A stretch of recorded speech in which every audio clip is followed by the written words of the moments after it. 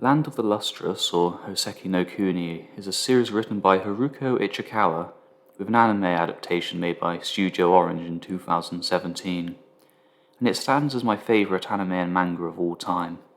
From the stunning animation to the wonderful music, and with time the story, it stands quite apart for me. And one of the first things to strike me, apart from the oddity of a story about androgynous rocks as characters, was the design of the primary antagonists for the series, the Lunarians. These odd beings come from the moon and appear seemingly from nowhere, and exist simply to shatter and collect the main characters, for the purpose of using them as decoration or to create weapons to collect more. Enigmatic and mysterious, never speaking and seemingly acting in perfect unison, pretty much everything about the Lunarians, from their design, actions, and even method of appearance, does something to call back to Buddhist iconography and depiction in some way.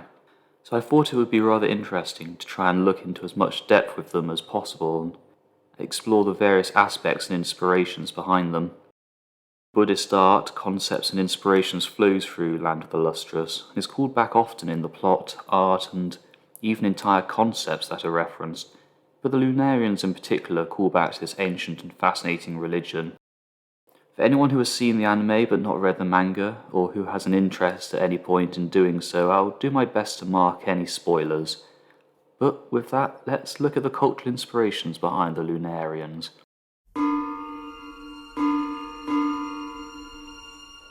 Pretty much the first thing that we see of the Lunarians throughout the series is this oddly shaped shadow against the sky, which steadily expands from a singular dark point, through which Lunarian war parties emerge in large groups, dozens of them, armed with bows, javelins, and accompanied by musicians surrounding a central large figure carrying a bowl.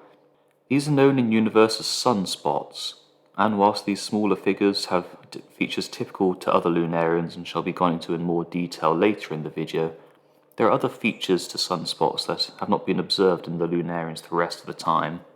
In the anime, the initial half-star-like shape of the sunspot's shadow expands even further to form a fractal-like outline of the full Lunarian hunting party, each pretty much as unique as a snowflake. This shape is actually based on a real-life probability distribution of all things. I'm not sufficiently versed in mathematics to explain quite how it works, even after several attempts to understand, but this particular distribution is named the Buddha Brot, as when examined it looks strikingly like the Buddha seated in meditation, complete with the forehead mark and Ushnisha top knot and ringlet-style hair. Such a resemblance is purely coincidental, by the way. It stems from the tendency of the brain to try and interpret something meaningful from the image. And in something like a probability distribution, it's purely the coincidence of numbers and where they happen to fall that creates this. While it's not a perfect resemblance, the Buddha Brot's probability distribution makes for quite a niche inspiration with a fascinating link to the Lunarians' Buddhist origins. The way that these sunspots are depicted ties into cultural depictions of beings from the moon in Japanese myth and folklore, most reminiscent of the moon people from the tale of Princess Kaguya. In this 11th century tale, a miraculous baby is discovered inside of a bamboo stem by an old bamboo cutter, and with her comes great riches. But after several failed matchmaking attempts, her true origins are revealed, and that she is a princess of the people of the moon. Her people return to collect her, and despite the best efforts of the emperor to set up archers to protect her, they are powerless before them. These celestial beings from the moon have occasionally been depicted, most notably in Studio Ghibli's adaptation of the tale of Princess Kaguya, as appearing not unlike Buddhist figures and bodhisattvas. Bodhisattvas are those individuals who have held off enlightenment to continue assisting living things. By the way, they're going to be mentioned quite often in this video. This particular inspiration for the people of the moon from the tale of Princess Kaguya, and by extension the sunspots, is quite likely inspired by the popular image of the Raigozu, images of the Amida Buddha and his attendants descending from the heavens to greet the soul of a believer, and which were frequently shown to dying followers of Japanese Amida Buddhism. Interestingly, the celestial beings from the moon and the divine figures in the Buddhist Raigo both come to Earth to bring beings from the mortal world to the heavens, in the same way that the Lunarians come to the land to steal away gems and return to the moon with them. It's a pleasant, multifaceted reference both to Buddhism and to one of Japan's most famous moon-related pieces of folklore. The Buddhist similarities in the actual members of the Sunspot War Party do not even stop there. The majority of the times that we see sunspots, the central figure is fully garbed in their robes, whilst the archers and musicians are often dressed with one shoulder exposed. This might seem arbitrary, but this is actually how many monks in India and Southeast Asia wear their robes, which are known as kassia, as it's considered more comfortable. Although when collecting alms in the community and in much of the rest of Asia both shoulders are covered, in India the exposing of the right shoulder is a sign of respect, and in many Pali texts when a monk is described meeting the Buddha, it is said that they arrange their robes over one shoulder to do so. So the archers and musicians, the sunspot may be symbolically paying respect to the central and more ornately dressed figure. Speaking of, this central figure, as previously mentioned, appears to be a parallel to the Amida Buddha or Bodhisattva in the Raigozu. They are always serene figures who appear to carry or assist the gem or believer to nirvana. We only rarely see any manner of emotional response from them in particular, whilst their lesser companions are demonstrably more emotive and display amusement and pleasure in their hunting of the gems, but the central figure merely watches on with seeming indifference. This lack of emotional response may be due to the ascension of this particular individual over its contemporaries in terms of resisting the various sins and desires of human nature, for instance the joy of hunting and causing harm to other beings. The central figures take no action to harm or attack gems and no pleasure or pride in their suffering. They're merely there to carry and facilitate the entire thing, although they still take part in the hunting party, so perhaps they're not as pure as their imagery might suggest. In some sunspots, especially in the manga, the Lunarian attendants sit on rather distinctive thrones that resemble giant flowers. These are lotus thrones. In Buddhism, there are numerous depictions of holy figures and deities sitting on top of them. Lotus thrones are also notable in Hinduism as well, as when the god Agni was being born, the other gods watched whilst seated on lotuses, and the great god Brahma emerged from a lotus growing out of Vishnu's navel. But why this importance of the lotus of all things? I mean, they're certainly very attractive flowers, and their various parts can be used for all manner of cuisine and craft uses, but they have no significance beyond that, right? Well, wrong actually. Lotus are incredibly important plants in Hinduism and Buddhism. The ability of them to grow in even the muddiest water and bloom with beautiful flowers represent the ability for the human soul to achieve enlightenment above and despite the muddy waters of attachment or an unfavourable birth. Lotuses are called back to in multiple aspects of the Lunarian and Sunspot design. Later on, we even have a Sunspot whose unique weapon is a set of enormous trap-like jaws that have a crystalline lotus right at the centre. The majority of raids by Sunspots end with the Lunarians defeated, for the most part when the central figure is cut in half or Sensei obliterates them and they dissolve into mist. The mist we'll discuss later, but why this is important is that by the time the audience first sees a Sunspot, a new variety has emerged. One that does not dissolve when cut. Instead, the interior makeup of the central figure is frankly odd, with no obvious internal organs and only a solid mass of whatever these beings is made up with, punctuated with holes that would likely give the average trichophobe nightmares. Through these holes, gem-based weaponry emerges to be either directed by the remains of the central figure or made use of by the fellow Lunarians. These holes and their organization is based off similar holes and air spaces found in lotus roots, which are called Aechmea, and these gaps are used to help push oxygen from the leaves into the roots, which are deprived and grow in the oxygen-starved mud that this plant so often favours and thrives in. Land of the Lustrous has quite the fantastic soundtrack. I don't think that too many people who have watched the anime adaptation would argue against this. Yoshiaki Fujisawa, the game's composer, did an excellent job, and whilst I'm not a composer by any means, I play music, but I consider myself a novice at best, I highly recommend that anyone who has interest watches Shabu the Music Nerd's video on what makes this series' music so great. He did a good job of looking into it. But I bring up the topic of music because the Lunarians have their own themes that accompany their appearances. Most frequently and fittingly, the piece Sunspot. The three races of Land the Lustrous, the Gems, Admirabilis, and the Lunarians each have certain shared features and often a leitmotif to them. In some cases we even have unique personal themes for particular characters. The Lunarians in particular, we often hear this particular instrument, the gamelan, an ensemble of gongs found in traditional music of Java and Bali.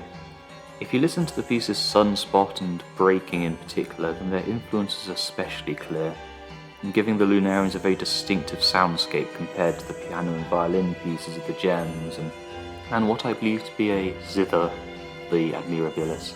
Gamelan as an instrument has long had religious and ritual purpose. It's so important to ritual actually that there's even a saying that nothing is official until the gong has been hung, which certainly stands to denote the importance of this instrument. But whilst the instrument is certainly important, its actual connections to Buddhism and the real world are more limited. Certainly it has degrees of use as a sacred instrument, but this is hardly unique to Buddhist communities, and the gamelan is more played on a cultural level than tied uniquely to Buddhism. I think that the gamelan was chosen for its role in the score for the Lunarians to give a distinct feeling of sacredness, as it were. Something very distinct from the other pieces, something that people can hear and immediately know that the Lunarians are involved. I wish I could comment more on the musical inspiration for the Lunarians, but frankly I'm not versed enough in my own musical studies to comment, so I'll leave it here for the topic.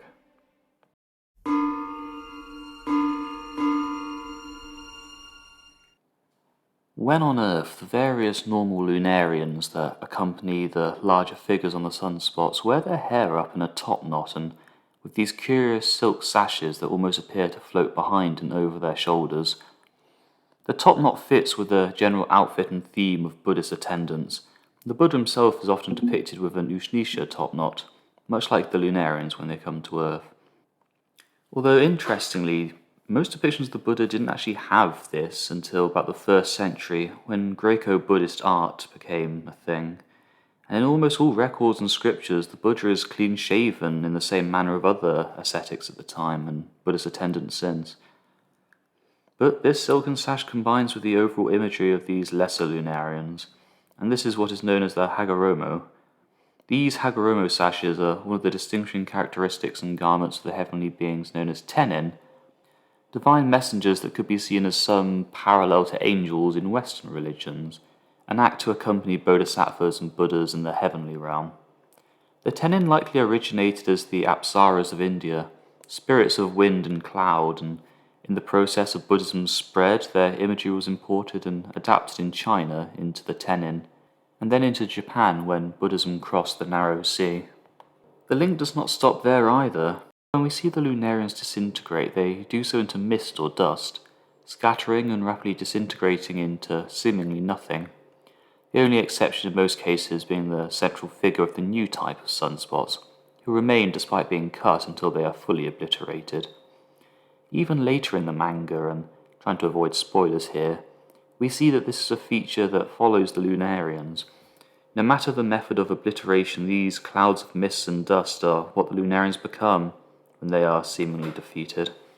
I suspect that this aspect of them is calling back to the Apsara's root and origin as the divine messenger, and becoming clouds and wind and mist when they are defeated.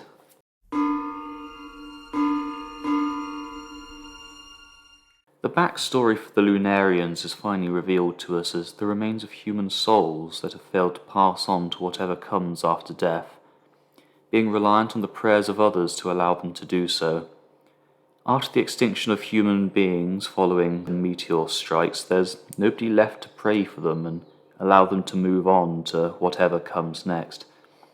And the only person able to do so, or being perhaps, is Sensei. But Sensei is a machine created by humanity to pray and help souls, but at the same time broken and unable to do so. For the longest time he did, though, perhaps millennia, perhaps even hundreds of thousands of years, and during this time the Lunarians formed a caste system, based on the purity of the soul to determine who would be prayed for first. The vast majority of Lunarians that we see are the very worst of humanity, the dregs that were pushed aside by the rest of the souls of the dead. They were left trapped in a state of eternal purgatory when Sensei broke. They are analogous to souls trapped in hell that can only endlessly express their violence by murdering one another or indulging in their vices. Indeed, for eons, these dregs of humanity did just that. The very same fate, ironically, although I think by choice, of those souls trapped in the Buddhist realm of Sanjiva, where a person is eternally killed and reborn both by other souls and by demons.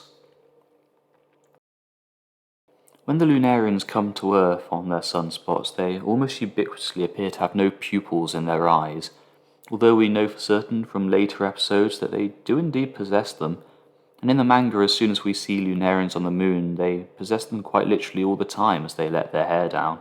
I have a sneaking suspicion that the lack of pupils on Earth is not only a way to increase the creepy factor of the Lunarians, but also a way to communicate to the audience blindness or a lack of concern for earthly matters and distractions, which stand in the way to enlightenment. Ironic, perhaps, seeing as when on the moon the Lunarians pass their eons of boredom by indulging in human enjoyments in a desperate search for stimulation. Finally, on the moon the Lunarians have one rather out-of-place feature, in the form of these small little rabbit-like ears. These seem completely out of place, let's face it, but the reason for this is because across much of Asia there's a very different belief about the shapes that are on the moon's surface compared to the West. In the West we have the man on the moon, but in Japan and China there is a rabbit on the moon instead.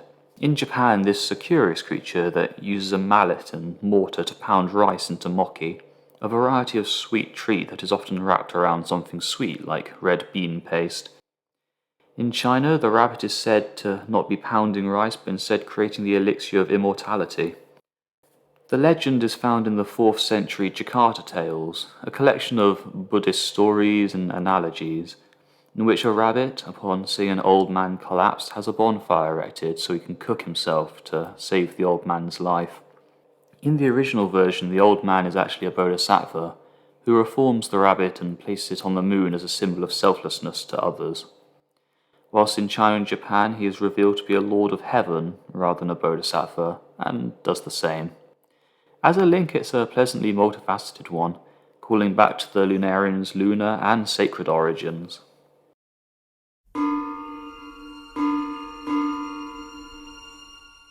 When we meet the Lunarian that is referred to only as Shiro, it certainly makes something of an impact. It's something we've never seen before, an enormous 6-armed, 7-eyed, vaguely humanoid thing covered in fur and wearing jewellery. It rampages across the island and into the school with many of the most fearsome fighters among the main cast, scarcely able to stop it in head-to-head confrontation.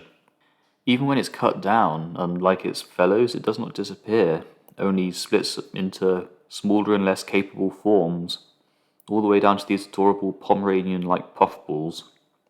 When Shiro is first cut in half, he reforms into these individuals, whom Bort battles, and eventually they're cut down thanks to the efforts of both this gem and the others. But if we look at their poses in this shot, they almost resemble a pair of Buddhist guardian deities by the name of the Neo. These wrathful and muscular guardians are frequently depicted in statues at the entrance to Buddhist temples, and whilst frequently armed, the pair are also frequently depicted in poses, not unlike that taken by this pair of Shiro. It would be remiss of me not to point out that Shiro's garb and jewellery is similar to other Buddhist deities, and the way its tail is frequently held coiled behind its head is similar to how Buddhist halos are frequently depicted. Large rings that hover behind the head rather than above it like in the Western tradition. This is also reminiscent to how some sunspots have halo shapes behind the central figure's head, perhaps in these cases to indicate some further level of sacredness to the Shiro. By the time that Shiro is pacified, it's been cut and broken down into a great number of individuals, the before-mentioned puffballs. The actual number, once they've been exhaustively rounded up and counted, is 108, which may seem extremely arbitrary and without significance to Western audiences. But 108 is important as a number in Hinduism, Jainism and Buddhism, and appears in multiple places in much the same way the number 9 and other sacred numbers do in the Bible. For Buddhism in particular, in the Lankavatara Sutra, there is a section in which a particular bodhisattva by the name of Mahamati asks the Buddha 108 questions, and later in which the Buddha gives 108 statements of logical negation. It's also said that there are 108 feelings that humans experience, reached by multiplying the six senses by whether they are painful, neutral, or pleasant, and whether they are internal or externally generated, and again by multiplying whether or not they're in the past, present, or future. Just as importantly, the number 108 turns up again in the form of the number of defilements or attachment, known as kleshas, on the path to enlightenment that must be overcome by a Buddhist. A Buddhist rosary or mala has 108 beads that can symbolize these kleshas that must be overcome. So as you can see, Shiro splitting up into 108 puffballs is calling back to a very important number in Buddhism.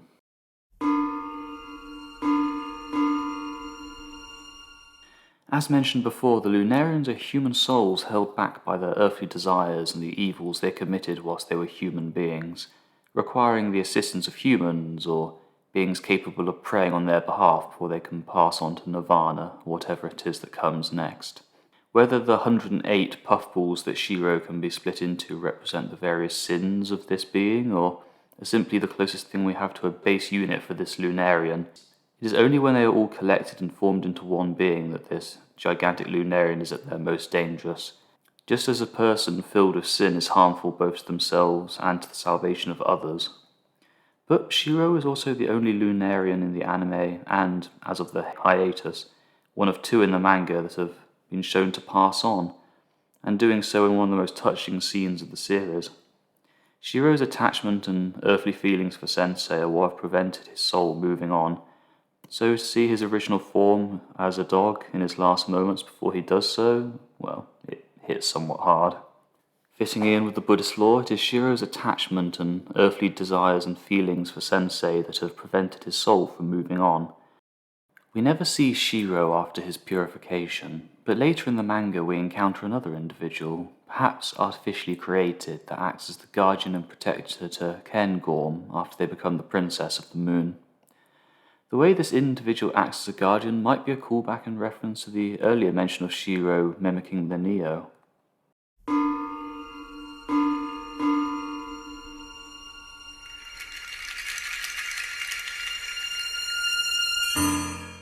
Oh boy, where to start with this guy? The character I love to hate, Aechmea, Prince of the Lunarians, and apparent mastermind behind all of their plans. For much of the story after his introduction, this mostly congenial but also very much sus individual provides us with a great deal of information on the backstory of not only the Lunarians but also the world of Land of the Lustrous.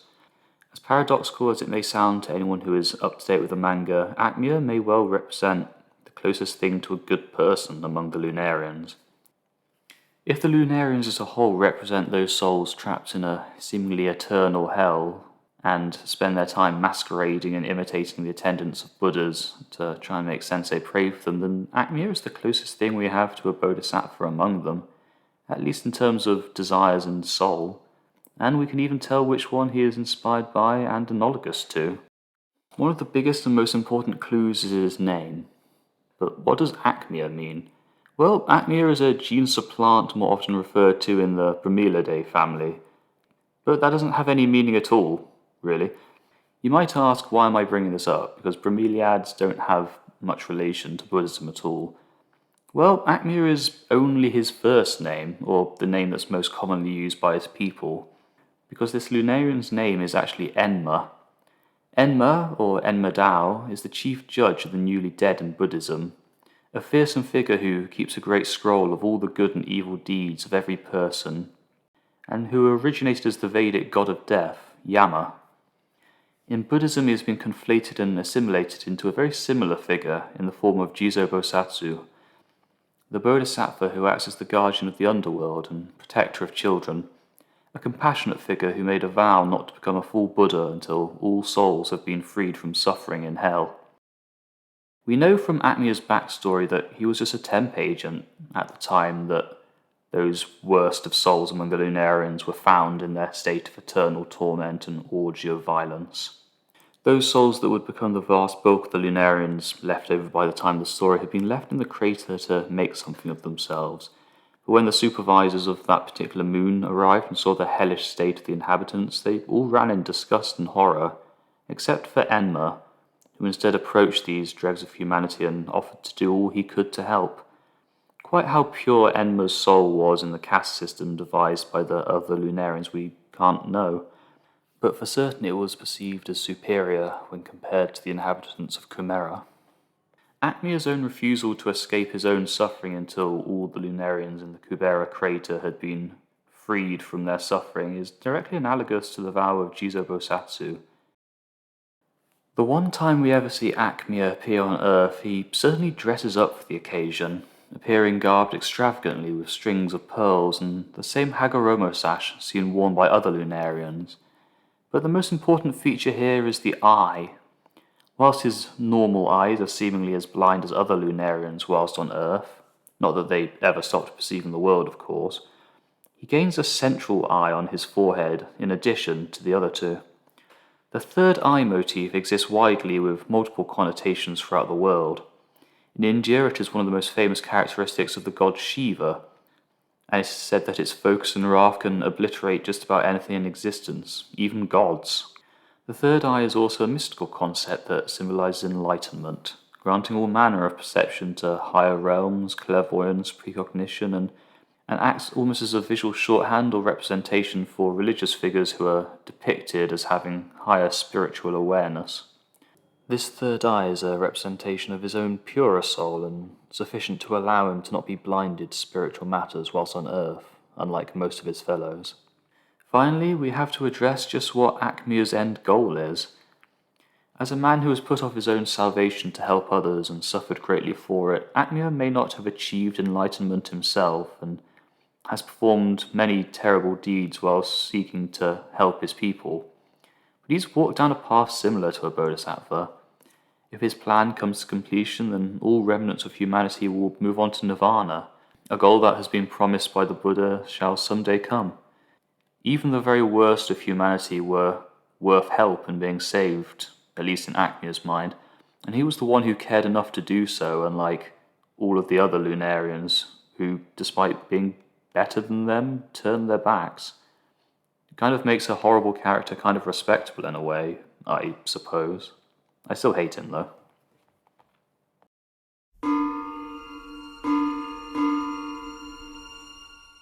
And so we have it, the cultural origins of the Lunarians in Buddhism. There was such a wealth to talk about here, and I can only hope that I've managed to do it justice. But I have little doubt that there are intricacies that Aechmea has incorporated into the Lunarians, both in story and their design, that I've missed. I can only hope that they're minor things, but if anyone has made it this far and noticed things I've missed, please feel free to comment and let me know. I have not covered the other Buddhist inspirations in the series, the imagery of the lotus when it comes to phosphophylite and their gold-platinum alloy, the fact they spend the same amount of time on the moon the first time as days it takes a soul to move on and reincarnate after death. That could be quite a video in itself, but I am not sure how long it would be. This is my first video not related to Monster Hunter, and one that I had planned on for a long time as something of a love letter to my favourite series. If any other fans of the series have seen this, then I hope you enjoyed, and if you've not seen Land of the Lustrous and you've been intrigued to, check it out. It's a great series.